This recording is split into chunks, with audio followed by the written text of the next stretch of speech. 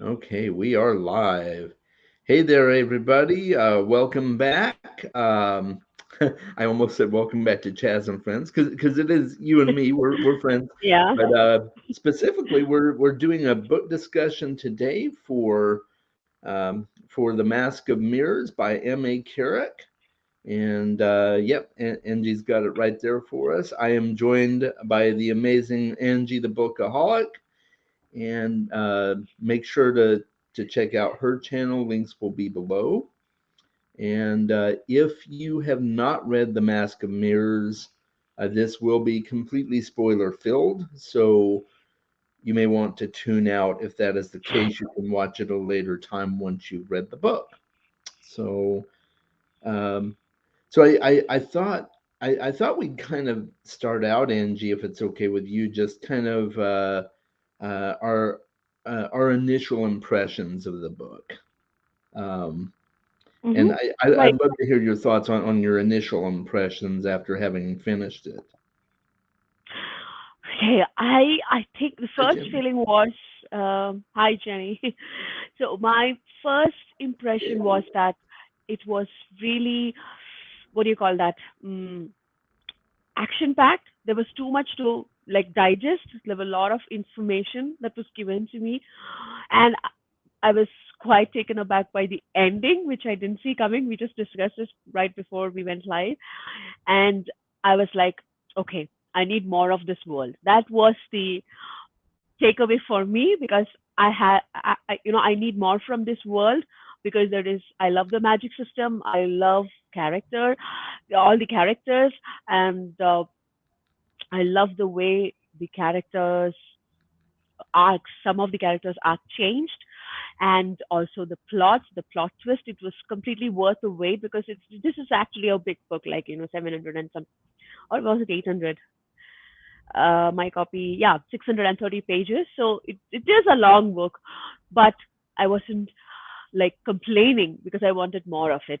So Uh that huh. means I, if you ask me, I would give it like a 4.5 out of 5. Mm-hmm. Yeah, because I had like one minor gripe with it, which we'll discuss later on when we discuss what we didn't like about the Okay. book. That's why little I'm not giving it 5 out of 5. But otherwise, it gave me a total 6 of Crows meets um Lights of Loch Lamora. Okay. The authors themselves, I just happened to watch the author's interview. Uh, so they were also mentioning that you would get this vibe, and that's exactly how I felt as well. Like, Six of Crows, this because the heist elements and all Mm-hmm. these different characters, which are also very. I don't know. The city itself is a character, right? In Uh here, huh. so I like that fact of this con man kind of plot that is unfolding, just like Lies of Loch Lamora. So Right. overall, a total entertainment package, I would say. Yeah. Never That bored. that that's great. Yeah, What about you, Saz? I felt the same way about it. I loved I loved the con game aspect of it. I love the mystery about the book. There's a lot of Mm, mysterious goings on, and a lot of trying to figure out, okay, who is this mysterious rook. I mm, love that about it, and the magic system was very unique, I thought, for mhm, sure.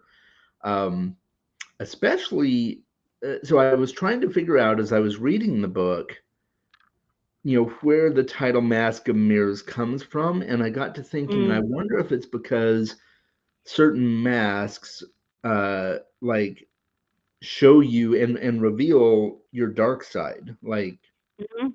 I don't know if Yeah, that's what it is, but right. I also think so. It's the Mask of Mirrors. I was also wondering after finishing the book, so what does it actually mean, right? First of all, in reality, like in that place, that city, or that they are residing in, mask is a part of their culture. It's like regularly used. That's what we understand. Like everybody wears mask. We don't know the origin of that, but it's a very commonly accepted thing when they go out, they wear masks, right? right. Especially.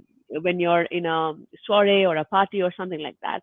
And but also this is the metaphorical mask, right? Like Right. everybody has their own secrets and they're hiding behind their own masks, and then when it's finally revealed to us as the reader. And also we have not got all the reveals yet, because I'm hoping the next books will give us those answers, but still we will get some answers. And those reveals were like really twisty, like we didn't, at least I didn't see that see some of them coming at all, like who is the rook, and how Vargo turned out to be, and his how he was the reason behind everything that happened. And then what I wanted to say is that earlier is that uh, when we were talking about how the next book will turn out to be, and I, I I have one prediction for the next book. I think Vargo will be the villain. Maybe he might be the new Yeah. Mentor investor. I'm thinking, because now he's this what do you call that? Alley rat. He used to be in this Mhm. alley rat, and now he's now in this position of power, and he's power hungry. We know that he can do anything, to get what he wants. Um, so I think he will be the new Mentor investor. I think. Yeah, I was kind of thinking that myself actually, and yeah, the whole ending of the book just floored me because all this time, I was Hmm. thinking, okay, well, because I throughout the whole book I was trying to figure out, okay, who is this Rook character, Hmm. and I thought, okay, well, there were so many clues that pointed to Liato, so I'm thinking, okay, it's Liato, but then he dies. Yeah, Spoilers, exactly. guys. He dies, and then so Vargo is left as the Yeah. only one that I thought it could be. And then at the end, we see Vargo and the Rook as separate people. So I'm going, okay, Mhm. well, apparently I was completely wrong. Mhm. And Yeah. Yeah. Yeah, I mean, and I was also thinking maybe it's not him, because my guess was also Vargo, but I was like, okay, then if it turns out to be Vargo, then the authors did not put in much effort to give us a grand reveal, right? right, Because then it was easily guessable. So will an author do that? So that's why I was a little bit skeptical, but I was like, my guess was Vargo because I couldn't think of anybody else. right. Right, there was no other worthy candidate in my. So that was very well done. I think that was the main what do you call that, highlight for me. That reveal was one of the main highlights for me. Yeah. Yeah, I think so too. And I'm also wondering now, since we didn't get to know exactly the Rook's identity, I've got a Mhm. couple of other theories in mind, but I Mhm. just don't know if they're going to play out like the lady sword master. I thought maybe it could be her possibly, Mhm.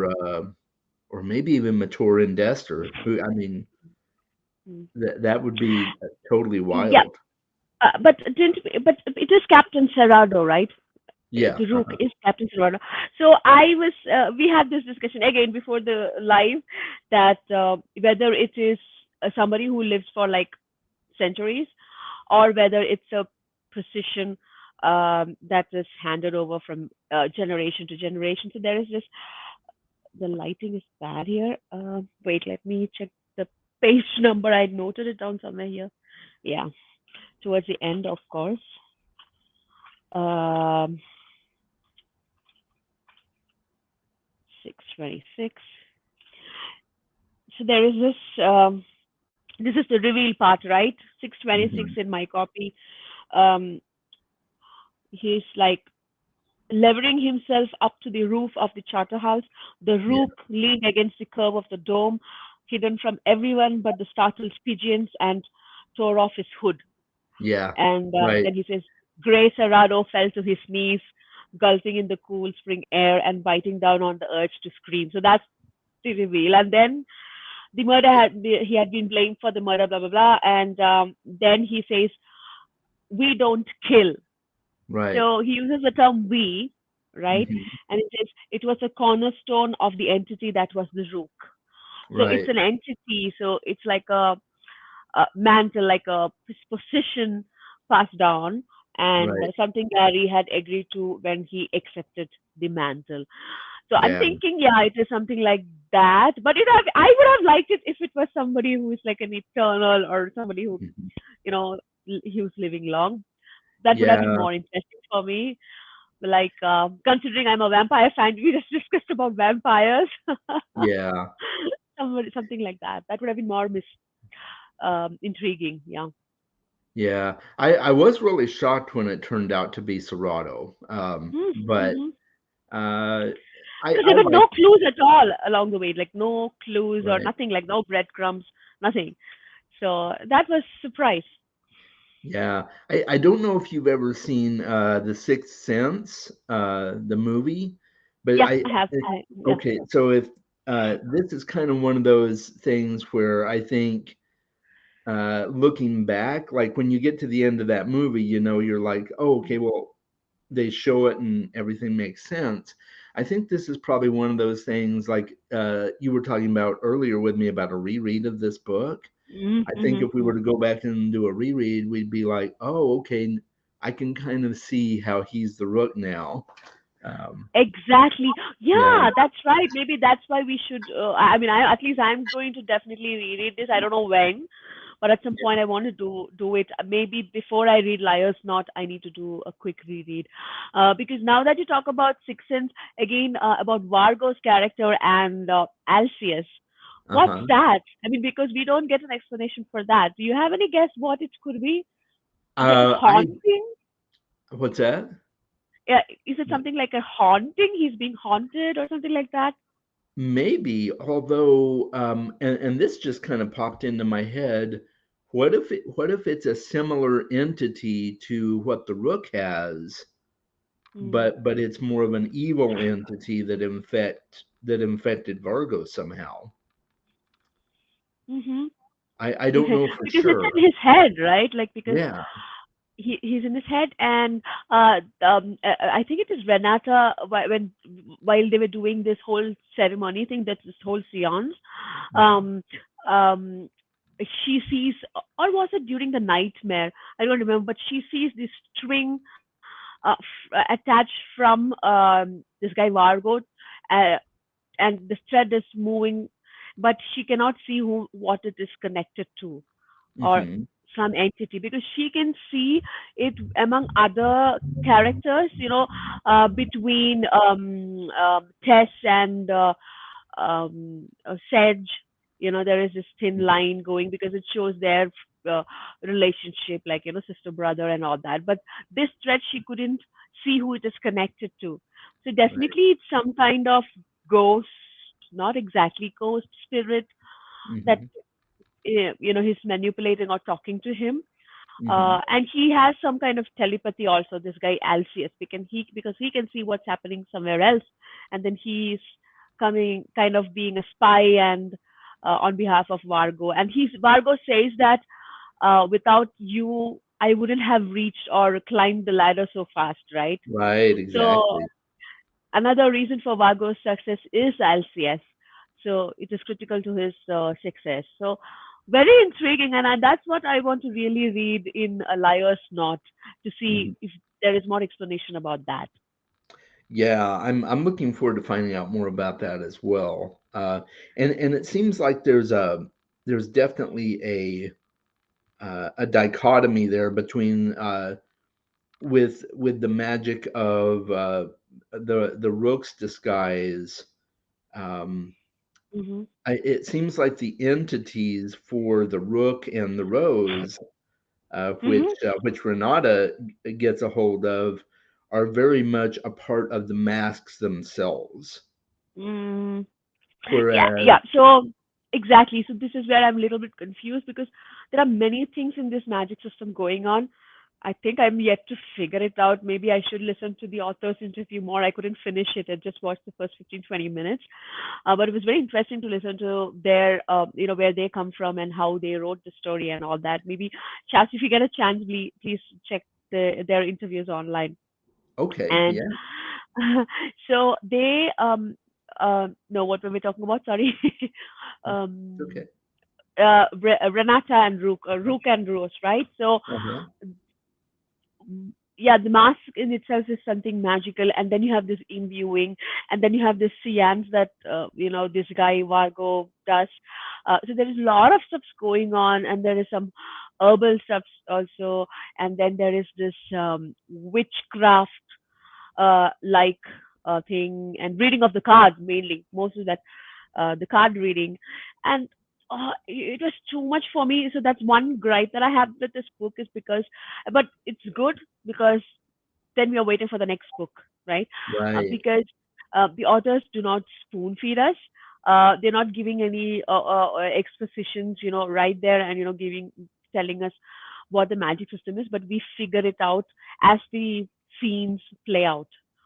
So, but at some point, not just the magic system, even the world and the different races and the different what do you call that, affiliations that each of them have, Mhm. allegiances that they have.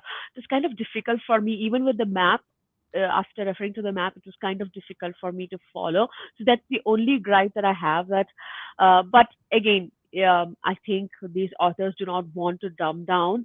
They want to give the readers a challenge. That could be the reason why they did not, uh, you know, do the overt expositions.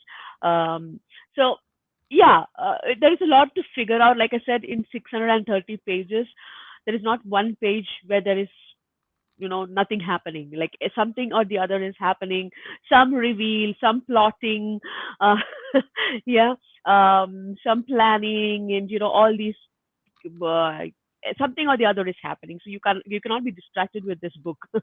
You have to give a Right. complete focus. Yeah, that's very true. Hi, Anonymous is here. RC Scott. Hi, guys. Um, I guess. yeah, uh, it was really fascinating to see all the different aspects of Renata. Um, Hmm. to have the glimpses into her childhood as a quote unquote street urchin, I guess, Hmm. Hmm. uh, and serving Ondrakia. I think that's how you pronounce her name, Ondrakia. I might be Oh, yeah, wrong. Andra, yeah, that's Uh, what. Yeah, I thought, yeah. yeah, so that, and then the con she's trying to pull off, and then she also wears the quote unquote mask of a fortune teller, and um, yeah, it's just very intricately woven, but a lot of moving Mm. pieces, like you said. So Hmm. it's sometimes hard to keep track of. Yeah, and the whole mask thing reminded me a lot of the mask with Jim Carrey, Yeah, because yeah, yeah. he puts on Loki's mask and he becomes this completely different person, and it doesn't seem quite like that though, because they do seem to have their own personalities plus the Mm. the personality of the entity that is in the mask Mm. or whatever. So it's kind Mm. of interesting.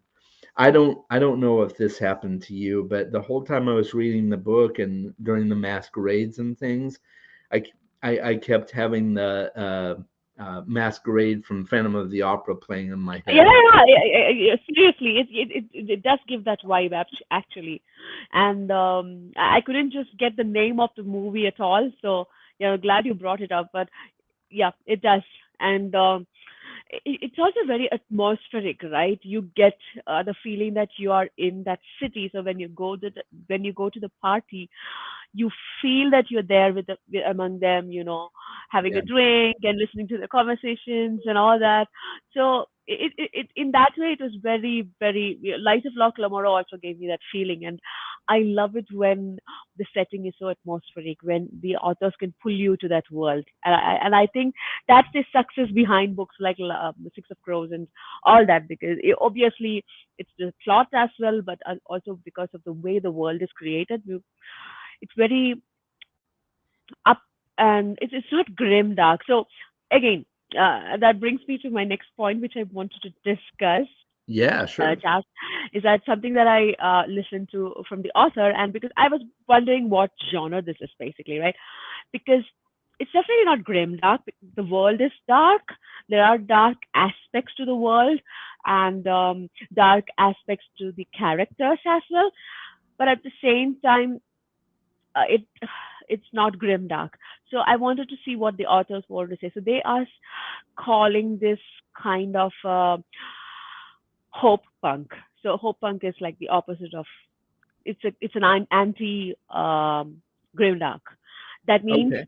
there are, you have issues, you have obstacles, you have problems in the world, but you have hope at the end, right? Hmm. Or you have, that you understand that it's part of the life, a part of the game, and you find ways to overcome that and find a happy ending or or a not grim ending, Right. something like that. So this is a new word I discovered while listening to them. It is called hope punk. So it is something like anti grim dark. So that was a good tidbit of information I got from the author. And after listening to that, I'm like, yes, because I was thinking this was, it's a dark world. Everybody is plotting and planning. Power hungry people. There is political and personal intrigue. Everybody is playing their own games. And whom can we trust? Again, this topic of mask comes. Everybody is walking around with their own masks, right? Right. Their secrets and their intentions, their secret agendas and all that. So I was like, okay, it is a very grim world. So is this grim dark? But I couldn't get this. I couldn't completely agree to the grim dark concept, and that cleared up for me. What do you think? What did you feel about the world, and when it comes to genre as such?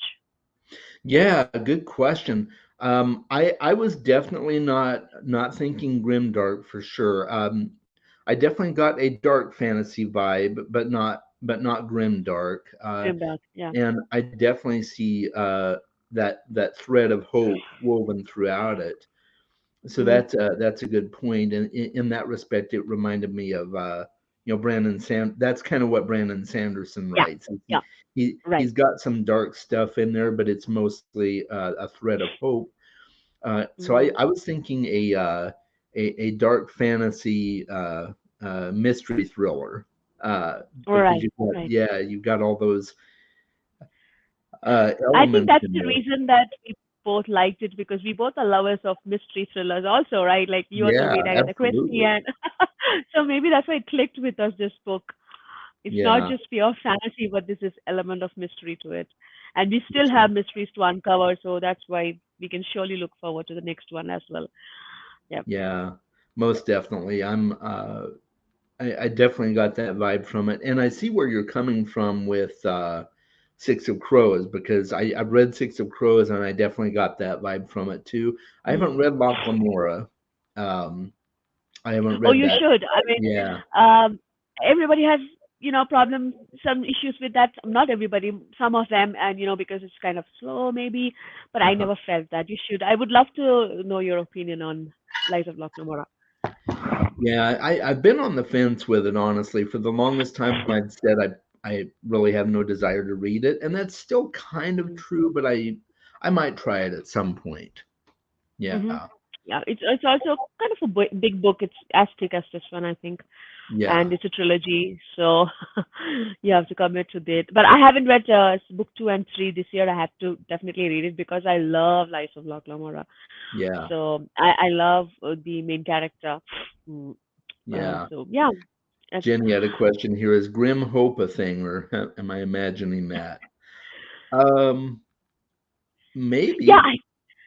I think this could be called grim hope, maybe, because it started Yeah, off very grim.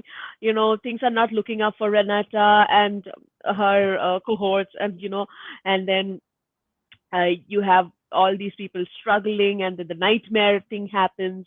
That right. affects the city as a whole as well. So there are a lot Yeah, of grim things, dark things happening, but at the end, we it doesn't end grim. So yeah, yeah, maybe yeah. we can call Uh, it grim hope. yeah, it definitely starts out, really bad for her. She's in a really toxic situation, in a, I guess, more or less an orphanage. It reminded me of Annie, of Orphan Annie, because she's in that situation where Yeah. I can't remember the lady's name now, but the orphanage owner is basically like just using the kids for her own Mhm. Mhm. devices, and Okay. so yeah, there's definitely a lot of grim aspects to the world for sure. So yeah, I guess you could call it grim hope. Yeah, that would be a good way to put it. Night talking about the nightmare, I mean, that was also kind of a very I don't know if you watched Dreams of the not watched. Have you read Dreams of the Dying I by have. Nicholas Lizo? It's based on an I think it's based on a game, very famous game, Dreams of the Dying. Okay. It's written by a German author. It's also something like that. That via dreams you can be manipulated. It gave me that vibe as well. So yeah, and that nightmare scene. So till then I was like, okay, it's just something happening. Okay, con is going on. High, maybe she might get caught or not, and that's it. But then that nightmare scene, I didn't expect that. It was I wanted a trigger warning for that. It was very nightmarish for me. Yeah. Yeah, Yeah. absolutely. It was me too. I'm Mm. not a fan, especially like if you're a person who's prone to nightmares. Mm. I don't like the idea of of like those nightmares becoming real and Yeah, like uh it suddenly changed. I felt like suddenly it switched genres, like it became a horror um yeah, uh flick kind of thing, because it was really scary, and that those animals, I don't know how to pronounce those monsters, something with Z, it starts with Z. I don't know how to pronounce it. yeah. I'm trying to think here.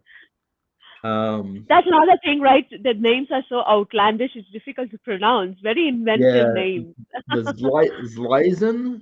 Yeah, Zlizen, something Slizen. like that. Yes, Yeah. yes, Yeah, that was an odd, yeah.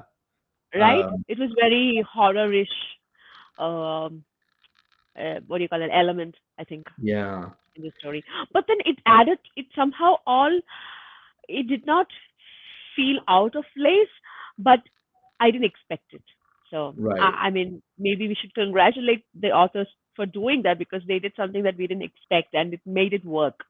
Right. So, yeah, but then that lady, she was also like really that this evil on Dracula, Yeah. because she is manipulating all these monsters, and almost it felt like there's no way of overcoming them. They're all powerful, and that was really scary, because even Vargo, while he was conducting the seance to, kill them or overcome them, I felt Right. that this is going to fail, because, he's going to get killed. I almost thought at some point Vargo was killed.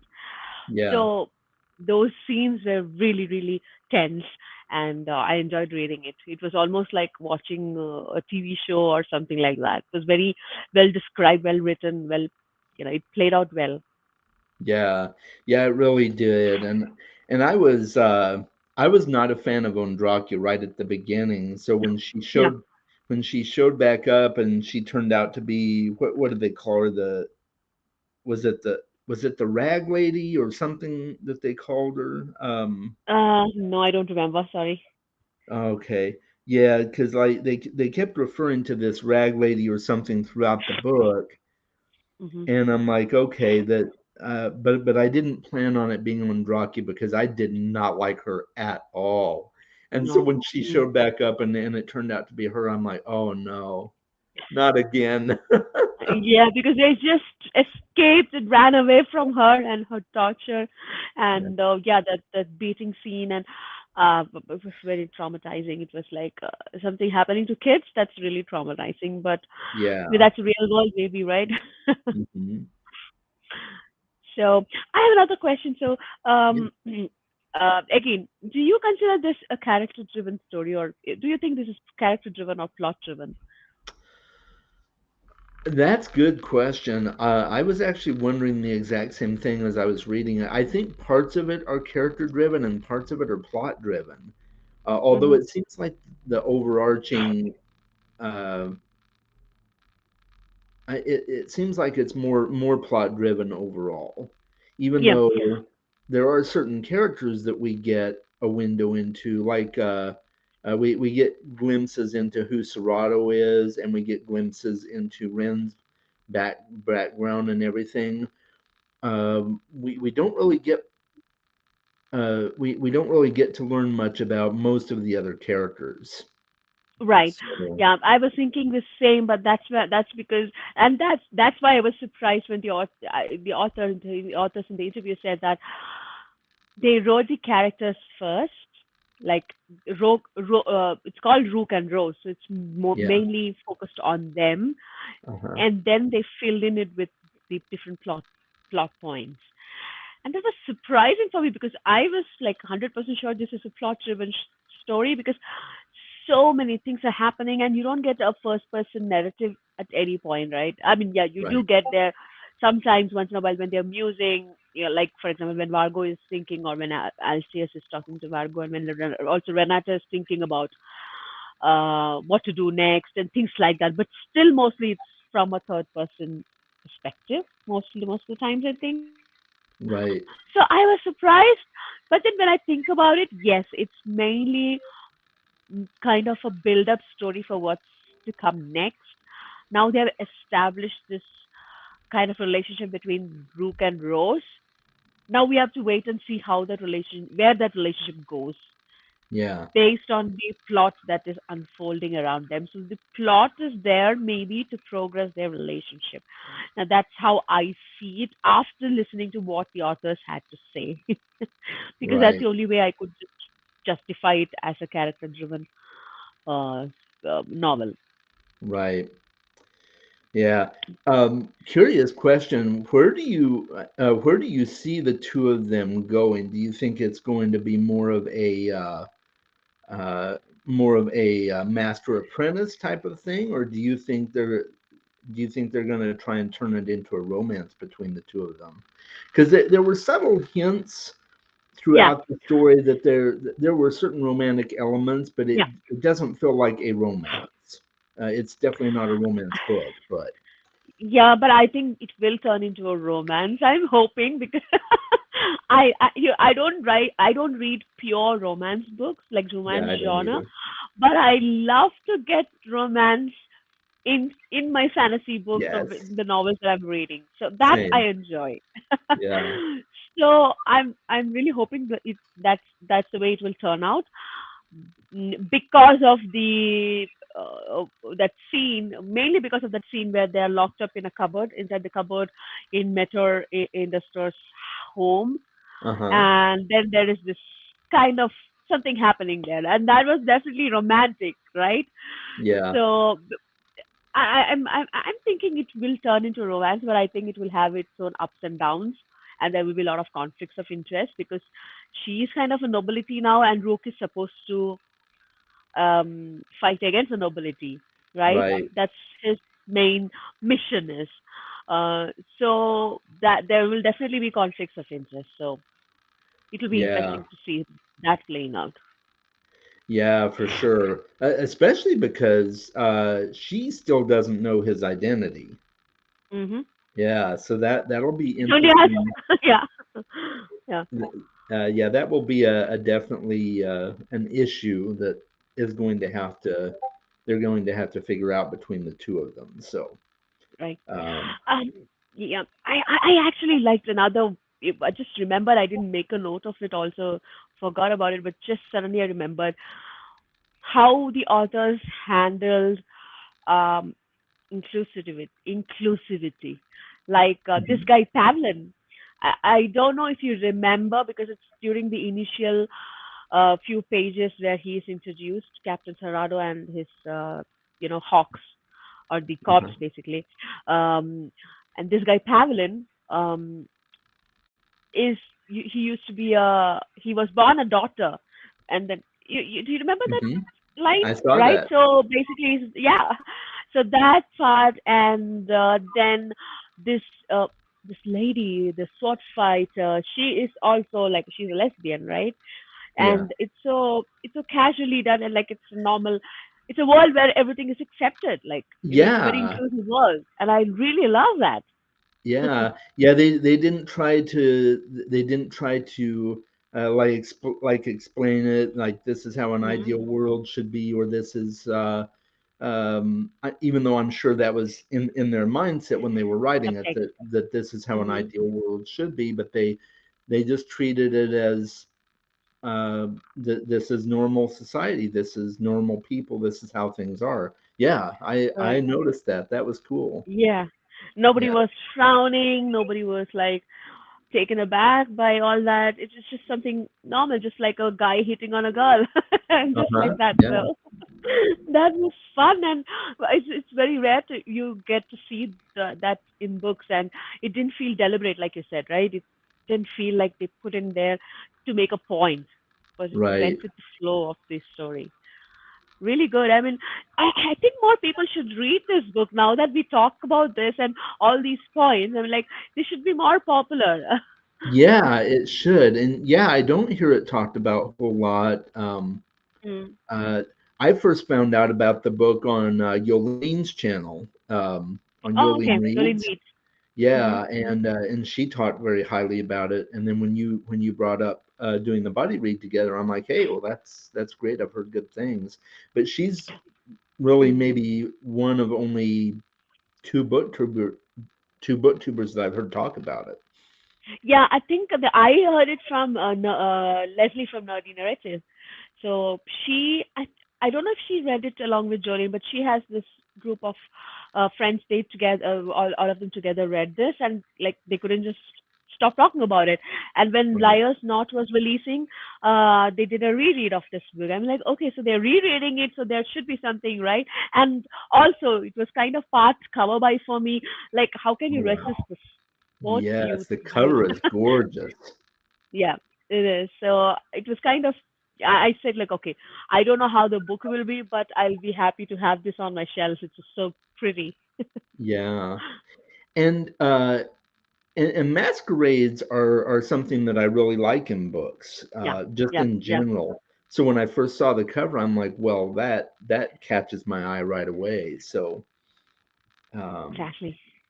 yeah, and It's just so like, and masquerade was really it was woven into the entire plot of the book, which I thought was unique. yeah, the mask was its own character, right, in the Yeah. story. It's a Uh-huh. character on its own. And I think I love it that they named it the Mask of Mirrors, because the whole story makes sense, because it's not just the literal mask, but it's the metaphorical ones also, and it Yeah. suits the story so well because it's all about people playing each other and nobody, being themselves, and but all of them doing it for their, thinking that they're doing it for the good or the greater good. And so yeah, it's a very complex, very intricate story. I For me, the biggest highlight, like you said, one was the mystery element, and Hmm. secondly was the world building. I mean, it is so intricate, and that's why, you know this deserves a reread, I think, because I'm sure I've missed so many things, and which I will pick up if I reread it, knowing how it's going to end and who is what and all that. I will be able to pick up a lot of other points. So Right. yeah, Um, considering I'm not a big rereading person. I don't do a whole lot of rereads, yeah, either, but I do a few. Jenny reads on Kindle, very easy to resist cover buys. I read Yeah. on Kindle too, Mm. but I buy my books on the Amazon website and then have them delivered to my Kindle, so I still see the cover. That gets me in Ah. trouble. I actually, on this topic, I do. I love reading on Kindle, and the first time when I started reading on Kindle, it was surprising. I was very reluctant, just like any traditional book reader. I was very old school and very reluctant. But then when I started reading, I was surprised that I could read faster on Kindle. And I don't know why that is. I still don't have an explanation, but that's the fact. Read faster on Kindle. Oh, I do uh, too. Yeah, by far. That's why I do most of my reading on Kindle. I love the aesthetic of having a physical book. I yeah. love being able to pull it off the shelf and look at how beautiful it is. But Mhm. most of the time, I still read my physical books, but I read so much faster on Kindle. It's Kindle, easier right? on the eyes, and it's you've got the backlight, or at least mine does, and so it's just easier, I think. Yeah, and some I don't know how it's over there, but in India it's much more affordable. Kindle books, Yeah. much Oh cheaper. yeah, here too. For the most part. There's a few some of the new releases from the big authors, they're way overpriced, but for the Mhm. most part, yeah, they're cheap. Yeah. Mhm. Um, but And for audiobooks, I usually listen to mystery thrillers on audiobooks. okay. Kindle is when I cannot, like, I really need a book, but it's too expensive. Like, physical copy is too expensive. Then I go for Kindle. That's when I choose Kindle mostly for Absolutely. me. The tracker on the bottom, yeah, 15 minutes to the end of the chapter. I love that. Yeah, It right. it gives you that sense of completion. Yeah. Truly, yes, that's true. I was curious what you thought about Donaya's character and the whole, uh, trying to Same. reestablish herself as a noble, basically after her husband's death. Yep. That part actually gave me what's the book? Matchship. Have you read the Matchship? Robin Hobb's.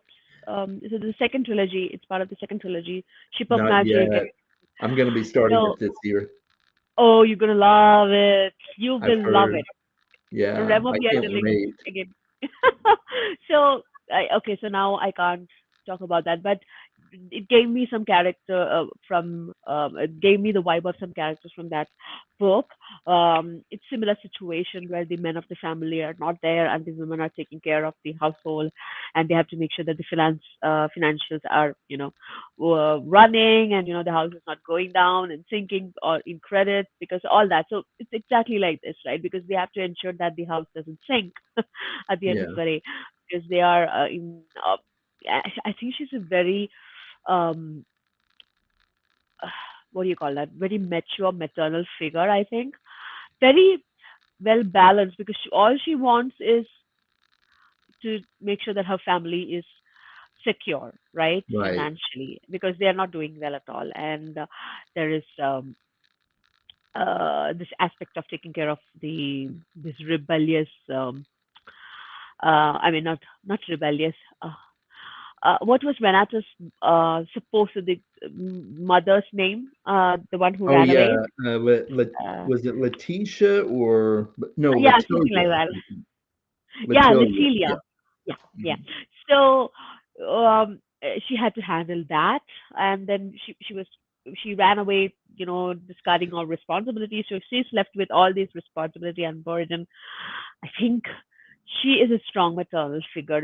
And I think uh, uh, it wa- at some point I thought she was very naive, because she was easily manipulated by Renata at the end of the day, I think, right? Yeah. Right. Even though she came across as this cautious, strong person in the beginning, but at the end, she actually fell for the whole ploy, Right. right? Yeah. So, Yeah. yeah. Yeah. She's and she's I think she seems very easily manipulated in some ways, but because she is so determined to take care of her family, uh, Mm, I think she's easily duped by hmm well, by Renata, Renata's con for one, but also just easily manipulated in general, maybe by some of the other nobles and hmm um, even by her own family in some aspects. hmm Liato and uh, what was the girl's name? I'm trying to remember. Yeah. There's so many names. there Giuna, are other names. Giuna, Giuna. Yeah, that's right. Yeah. Yeah. And Yeah.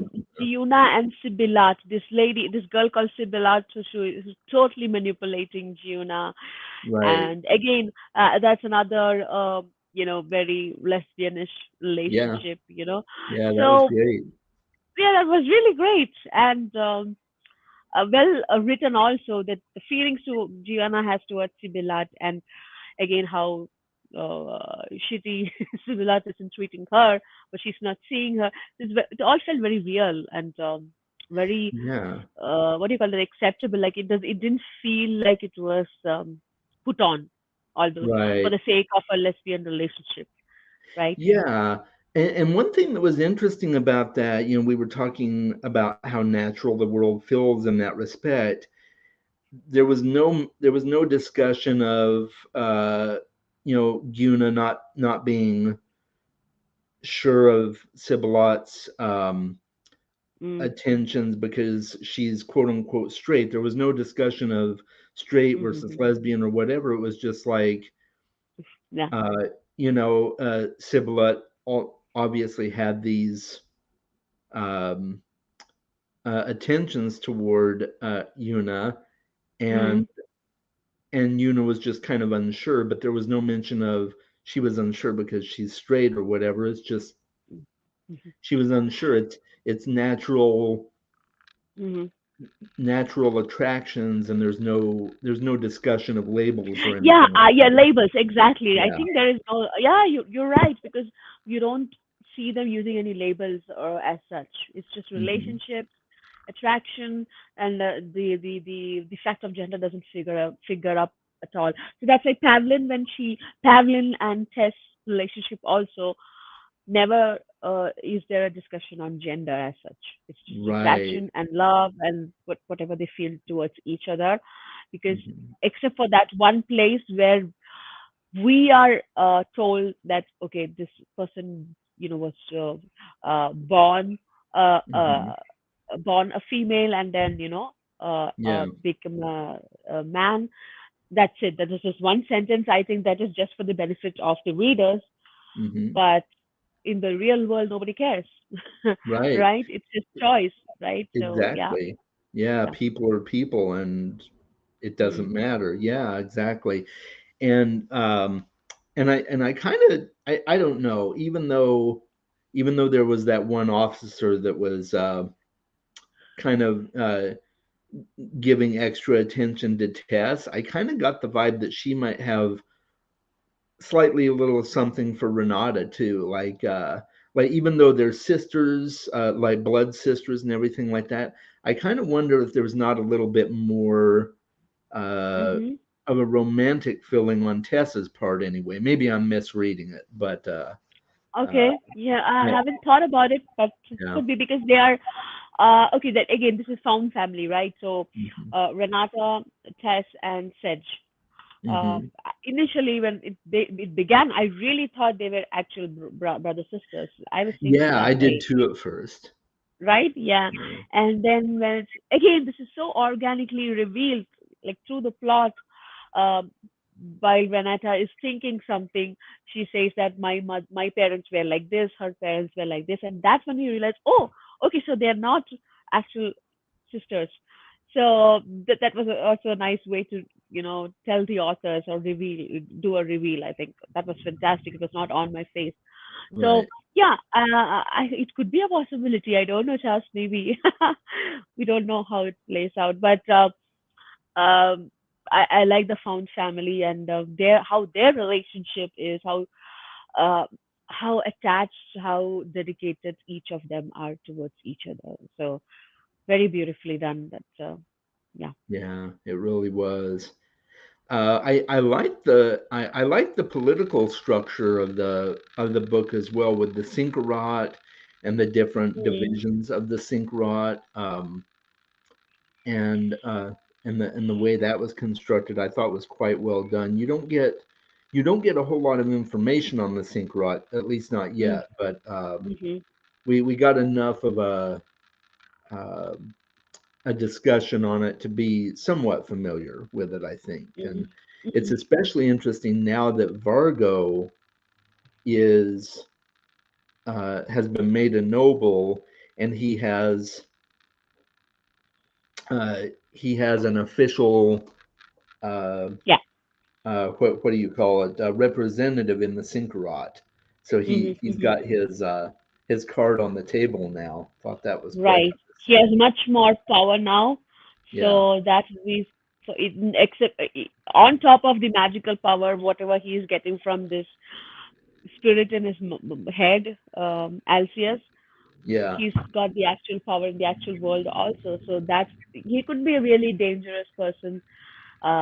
I don't know. I don't know if it's like again. I don't know if I'm overreading or over expecting, but that could be a possibility. But I have a strong feeling because Rook has now marked Vargo as the enemy. yeah. He could be the villain in the next book. Right. Yeah, I Mhm. definitely think so too. It also is a message, right? Because Vargo is an alley rat and he fought his way up from nothingness and now he reaches nobility and then all of a sudden now he becomes a new villain. It's in Yeah, real life, like we just cannot get rid of evil. Somebody else takes the place. It's something like that. Yeah, I mean the whole plot, how it I was taking the side of Vargo until that last moment when it was revealed that this was his master plan or whatever, and it's hmm, like okay, I was citing the wrong person maybe, uh, but yeah, I mean that's part of his master plan, and we didn't see it coming, and it was good as a reader to get that kind of pleasure of unexpected reveals. yeah. That really was one of the other So, elements that. Oh, sorry. Go ahead. no, no, go ahead. That's fine. Oh, I was just gonna say one of the other elements that I thought was interesting in the book was it's kind of a stark contrast because on the one hand, they don't like gender labels and everything like that just isn't there, but at the same time they definitely have a an Race? almost Victorian modesty structure, with the ladies having to Oh have their ears yeah. All covered. right. Yeah. And Y- so it seems like on the one hand it's very progressive, and on this other side it's very archaic Yeah. Yeah. in Yeah. terms of modesty and things like that. What do you think of that? I found it very strange. I found it very strange. But then I realized that that's how the world works there. I mean, that's what the authors wanted to convey. Yeah, it was very Victorian because there is this one moment where she is without the gloves and Rook is there or some was it Rook or Liat or one of them and Yeah, I think it was the uh, rook. Yeah, yeah, so she was like quite kind of very embarrassed by that. I'm like, it's just your hand. right. It's very weird, very weird. But again, that shows it happens from culture to culture, right? Sometimes, in some places, showing legs is like, maybe considered very, uh, you know, what do you call that? Very Not risque appropriate, or inappropriate. Yeah, yeah, yeah. inappropriate. Yeah.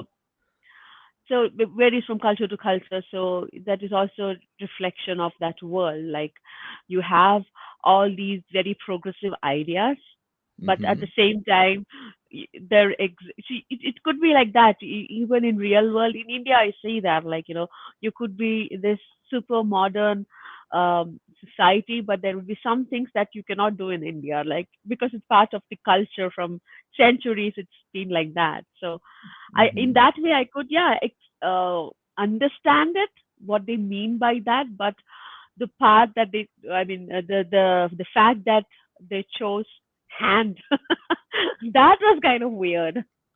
Yeah, Mm. that was quite weird. I don't remember if you've read the Stormlight Archive yet, but No, no, I haven't. yeah, No.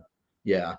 Brandon Sanderson has something similar there in that series. So once you get to it, you'll know what I mean. But yeah, it's definitely an interesting take on the whole quote unquote modesty Mm-hmm. topic. So Yeah, like in some cultures, it's important to cover your hair, like head, right? Head scarves Right. and all that. So yeah, I think that was the point that they wanted to make. Like, you could be progressive but carry the traditional values also at the same time, like modern plus traditional together. Right. And somehow it's frustrating because it always falls on the women to carry the modesty of It tradition. does. Yeah. Yeah, that's Yeah. kind of frustrating. I would love to see an author that does something where the men have to maybe they have to cover part of their faces or something like that. Why is it always the women? That would be outlandish. Maybe that would be too much of a suspension of belief to expect from the readers. I think that's why authors hesitate to do that. Maybe because that would be pushing it too far. Yeah, Maybe, but I maybe think so. fantasy is a genre that can do that. That can Yeah, have the freedom to do that. So yeah. yeah, I think so. Yeah, it would definitely be interesting to explore. Hmm. Uh, Maybe in your maybe next I'll have book. to look at exploring that. Yes, please. And on that note, I actually want to read your book because I've discovered that you write also. You should talk Oh about yeah, it more, Jess. I do. I I would need to love talk to about read it your book. more. Yes. Yeah. So because I didn't know that, and I think in one of your videos you mentioned it, but somehow I forgot about it and never thought about it. But then in the last video, somebody mentioned it that I mean, no, in your video about writing, I was like, okay, I have to buy Shaz's book and read it as soon as possible. Yeah, thank you. That I appreciate that. And my next book, I have a goal to have it released by November 1st. Mhm. Mhm. Uh, Looking so forward it's to that. coming. So is it part of this book or is it a different book? It's a different book. I write standalones, but at least Mhm. currently I write standalones, but in a shared universe, kind of like Right. Brandon Got it. Sanderson does and Stephen Mhm. King does and things like that. Mhm. So yeah, it's in a shared universe, but I feel like standalones are best for me right now. But I might Mhm. write a series at some point. So Yeah. I never close the door completely on anything. Yes, I think um, readers are more accepting of all kind of ideas these days. Like, Yeah, they want new things. So I think this is the right time to, yeah, to be an author, I think, and go completely rogue, and people will accept it. yeah, yeah. I think so too. Stay strong with standalone. Yeah, way too many open series. Same here, Jenny. I Same get here. that. Yeah, Yeah. yeah. Seriously. That's Yeah. I was thinking, like I discussed, I was thinking of joining the Game of Thrones read along. It will be a reread for me. And then I was like, no, I'm not going to do a reread. Today I made the decision, okay, I'll drop off from that read along. I will at least finish the series that are open, which I've never read. Let me finish that and then go for rereads. So I'm going to yeah. start Wheel of Time very soon. Yeah. Yeah, same here, and I'm kind of holding off on a Game of Thrones reread until because I do believe we'll get book six at least. So I'm kind Hmm. of holding off until he releases book six, and then or at least until we have a release date, and then I'll be ready to reread it. So, Yeah. but Let me know, please, Chas. Maybe I can jump along because that will be fun. Because yeah, I haven't read Dance of Dragon, but I have only read till Feast for Crows. Yeah. So, okay, yeah. yeah. Dance Dance with Dragons is Dance of so Dragon. Yeah. good. I love it. Yeah. Yeah, It's so huge. It was so intimidating. That's why I didn't read it when at that point in time. yeah. But yeah. That's Oh, definitely a George book R. R. to read Martin on is amazing. Kindle. Right. It's too difficult to hold. Yeah. Yeah. Yeah, I have all of the physical books, but I read those books on Kindle just because Mm-hmm. it's easier for sure. Although I've been reading Fire and Blood physically, but uh, Mm-hmm.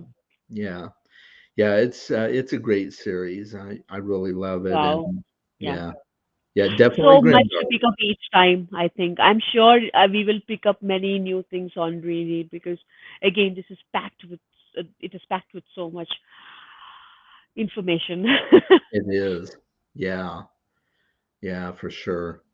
Real quick, did you I often like to kind of talk about themes in a book. Did you notice any like really any themes in this book that were really at the forefront that kind of stuck out? We kind of See, talked about the normalization of different types of genders and relationships, but were there any other themes that you kind of noticed that popped up? um, I think this racial identity also is a huge thing there. Hmm. I think we didn't talk about it, but the oh, my dogs are howling. Can you hear it? Is it disturbing you? Yeah. Oh no, it doesn't bother me at all. I can barely hear it. It's not noticeable. Okay. So it's about racial identity, how each characters. I don't know if I can't recall if they talk about skin color, but um, they reference to how they dress Hmm. or the accents, and then they figure out, okay, this person is from this place, and he's supposed to be this way. So there is a lot of identity. What do you call that? uh, I had a word for it somewhere written. Identity hygiene. This is a Okay. term Yeah. that the authors have used. Yeah. So I think that's a huge theme and fun banter. Yeah. We get a lot of that, There right? is a lot of fun banter. Yes. So I love that, and I love that's the reason I love Sister Crows also because I love the banter. Yeah. What Yeah. about you? Did you notice some other themes? That was a big one for me too. Was the yeah, not necessarily the skin color. In fact, thinking back on that, I don't think they really talked about the skin color of any of the characters. Hmm. Hmm. It's But just somehow we did get the feel that they are from different places yes. and they dress a certain way because when she wears the um, sleeveless outfit, which is Hmm. normal from where she came from, but not in the city, Nadasra, people were Right. like really offended or taken aback by her appearance. So yeah, Yeah. that also ties into the whole identity thing, I think. Yeah, absolutely. And yeah, and cultural identity is a big one here because, we talk about Serato being one of the only Brazilian members of the police force, Hmm. and the I was thinking Brazilians are maybe typically the lower class, I guess. right, right. Right. That must A be lot of why. classism. Yeah, classism. Right, that's the word. Yes. So I feel that is also a theme which is being.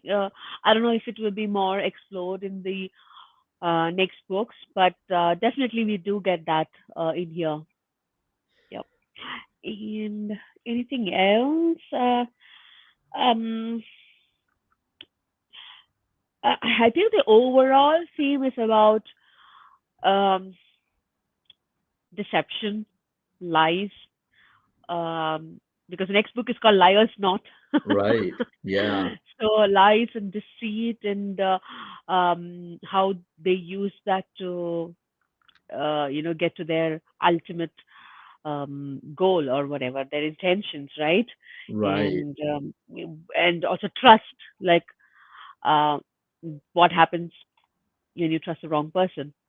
Yeah. Because Renetta um, easily manipulated Donia and got into the register, Hmm. even though the circumstances were different from how she started off. Still, she is duping her. Um, Hmm. and um, about Rook's. Rook is also somewhat, doing his own thing, even though he's like kind of a Robin Hood figure, Uh-huh. but still he is sometimes doing some nasty things to, get his things done. So Right. everybody has their own agenda. So a lot of lies, um, and deceit, deception. Right. Yeah, exactly.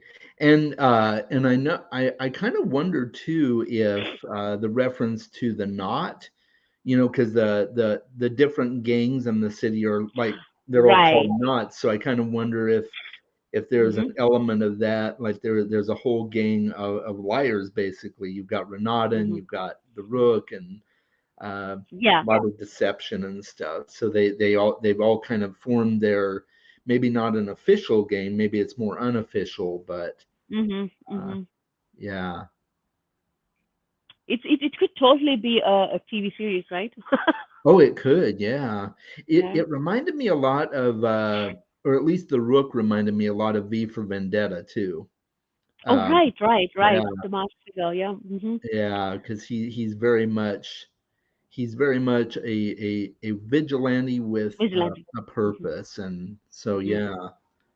But Yeah, yeah, he's super cool also, right? I mean, yeah. it's really cool because when I have to go back and check it out, but I somehow had this thing in my mind that Captain Serrano is an older person I did because I did too. not, right? I did not pay attention initially when he was described or his description, right? So I didn't pay Yeah. much attention to him because I thought, okay, he's a side character.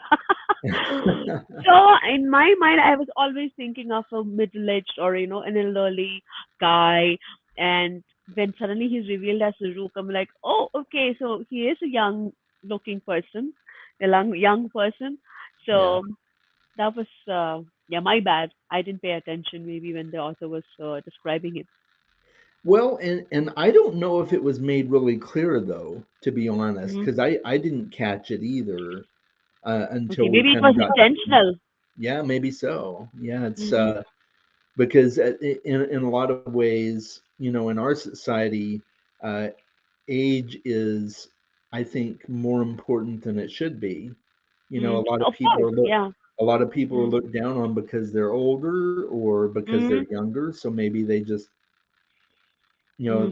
they wanted their society that they were creating to not be about that. So Right, right, yeah, right. In line with the other things like gender things. Yeah. yeah, yeah. Mhm. So that's really impressive. I'm glad you brought that up because I didn't really think about his age, and I don't think it was made very clear. So Mhm. Mhm. Renata's age, I think, is made fairly clear. Um, she's definitely, at least I got the impression that she's probably in her 20s, maybe. 20s. Yeah, yeah, yeah. Yeah, I was thinking the same.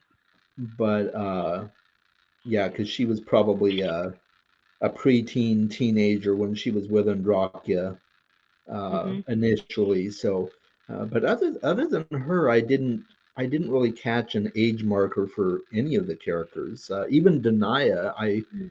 I kind of assumed that Denia was maybe a middle-aged woman, but it's Mhm. not Mhm. super clear. So, Yeah, it's not. Right. yeah.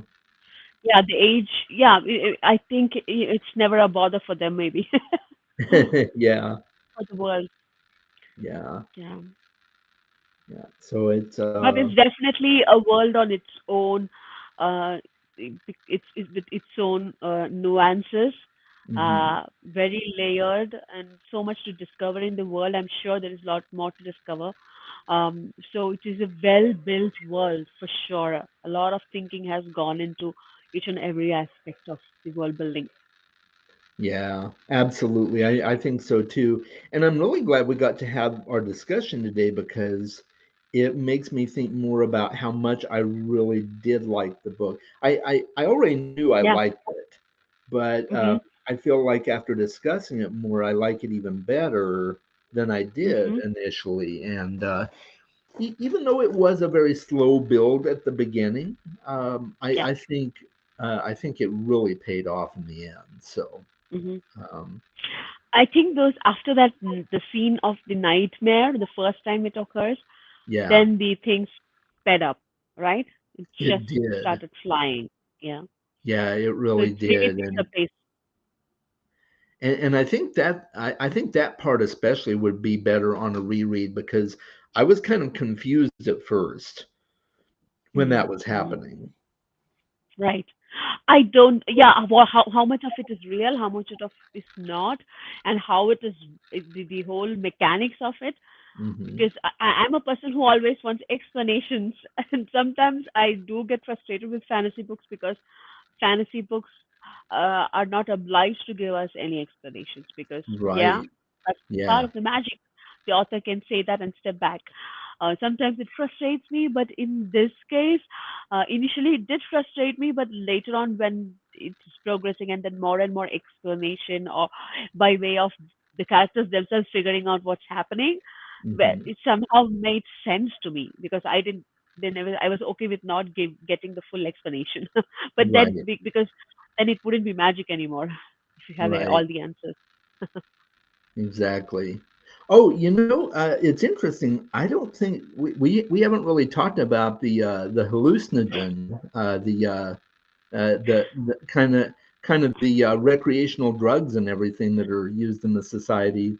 That was kind of made Yeah, just like commonplace as well. But right, right, I thought that was neat. for sure, yes, and yeah, I mean, who was using it? Was it was it um I'm was it trying to Serrado? remember. No, it was not Serrado.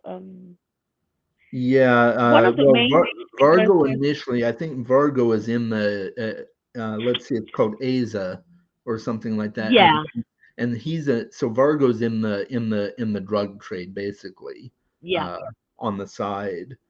Um, But it has the magical qualities also, right? it That's the does, other yeah, one. That's an upgraded version of this drug, something like that. yeah, Uh, yeah. It definitely enhances the magical properties in any case for mm. sure, Yeah, that's especially. where this book.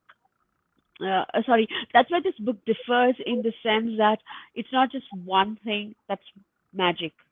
Like I'm reading Babel now by R.F. Kuang, Uh-huh. and there the magic is using silver, and then Okay. you have the Brand Sanson, like for example, Miss Bond, you have the metals. So Hmm. you use metals for magic, but here it's not like that. You have so many things going on. It's like in the real world there are like so many aspects to a real world, something like that. So it's not just the mask magic, or it's not just the imbuing, it's not just the seance, it's not just a card reading or whatever. There are so many things happening, and Right. this drug is another one, which also is kind of, and the nightmare thing. I don't know how it works, but it's also part of the magic system. So there is a lot of things going on. Yeah, yeah, yeah, most definitely. So much is happening, some of it behind the scenes and some of it at the forefront. Yeah, Hmm. yeah, definitely a great book, though. Jenny's asking here if we're going to bump up book two or wait a bit. Um, But I think I will consider it after March because till March yeah. I am like kind of full. My TBR is full. Uh, so if I'm reading, it will be sometime after March. Yeah, I think same for me. I've got a lot of plans that I've already made for this year, but I've also left myself some room for flexibility. So I might consider it after Mm. March as well. We'll see how things go. I definitely want to read it sooner rather than later, though, Yeah, because me I too. think book So for three comes me, out this year, right? yes, yes, yeah, that's true. So that's also very exciting. So I would love to read book number two before it releases so that I can read it as soon as book three releases. So yeah, Right, that's another motivation to get it somehow included in my TBR soon. right, absolutely. So you were gonna say something. Sorry, you uh, I have no idea what I was going to say. I think maybe you were looking at your schedule to see where you might fit it, but Right. I actually am in the middle of two series. Like first of all, is first one is the Wars of Light and Shadow by Jani Words. mhm, So and the second one is I will start Reveal of Time. I really, because I know this season two is coming out sometime this year, so I want to get back into Wheel of Time. So those two series are my priority now, and Hmm. I have left all the most of the space in my TBR blank because I'm planning. Apart from the series, I want to do mood reading, like Yeah. whatever comes up or whatever some other booktubers just recommend. But I want to read Witcher, I want to read Malazan, I want to read Dresden, I want to read Stormlight. There are so many things to read. There are, yeah. Yeah, so many books, and we just don't have So enough time little to read them time, all. you Yeah, know. yeah, yeah. So yeah, eventually I definitely want to read book two as well, and book three. I think it's a series I definitely want to complete and Mhm. see where it goes. It's unique and intriguing enough that I think there's a lot of places that we can go with it. So Right. yeah, yeah. Well, that's good. Hmm. Did you have any other thoughts on the book, Angie? No, I think we covered everything that I had written down, and yeah, all of that is covered. Mm, nothing more from my side. Okay. Yeah, sounds good. Yeah, I think for me as well. I think we touched on pretty much everything, and I'm just really excited to see where it all goes. And uh, Yeah, but let me know if wanna just when you want to squeeze this in before the release of third book. If it's after, I mean, like June or like in the second half of the year, also it's fine with me. okay, But yeah, just because we have read this together and have this discussion, it would be nice to have a follow up. it would. Yeah, absolutely. I definitely want to read the second book again with you as well. Yeah, that'd be great. And Yeah. yeah, Jenny's right. We need a zombie apocalypse so that we can hold up and catch up on our TBRs. The only problem with that is what if we're the zombies? Then we won't be able to read our books. So what I need is an ability to, read two books or three books at the same time. If there is a technology ever invented Right? in the future, that would be awesome. It I don't would know be. how some booktubers read 100 books, 150 books, 200 books. Like, how do you do that? I struggle with like I finishing don't the book. understand either. Yeah. Yeah, I, They are I, so I, I gifted. barely make it to like 65 or 70, and I feel like Mm. that's about all I'm good for. So, Yeah, it's tough for me because first of all, I'm a slow reader. Secondly, yeah. my schedule is so jam packed. Like we both are working, right? You're also working. I'm also working. So you know how it is. It's so difficult to find time to sit and read and all that. But yeah, last year I think what really saved me in reaching my goals is the audiobooks. If not for Mhm. audiobooks, I wouldn't have read so many books for sure. Yeah, I can understand that for sure. Yeah, a few of mine were audio as well. So, Hmm. yeah, yeah, it's hard, work and life and trying to Yeah, read books and stuff. Yeah, it all adds up. yeah. Well, good. This has been a great discussion. Thanks everybody for joining us, and hope you all have a great weekend. And tune in next time. Read more books. Read more books, guys. Thank you for joining. Bye.